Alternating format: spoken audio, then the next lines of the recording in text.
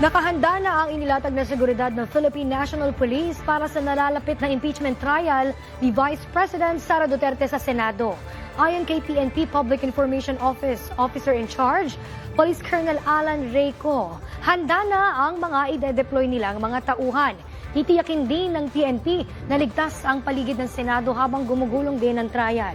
At sakali mang sumipot si Senator Ronald Bato de la Rosa sa trial, tiniyak din ng PNP na susunod sila sa mandato ng pag-aresto.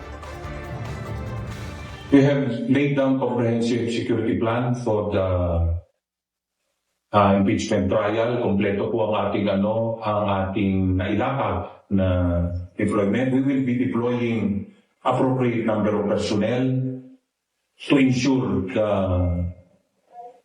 peaceful conduct of the impeachment trial. We've also closely coordinated with the Senate and other concerned agencies po to ensure na wala pong magiging aberya ang pagkandak po ang mangyayaring impeachment trial. You know the answer to that. We are mandated to effect the arrest of Senator Bato. So he will be appearing therein ay huhulihin po siya ng ating kapulisan.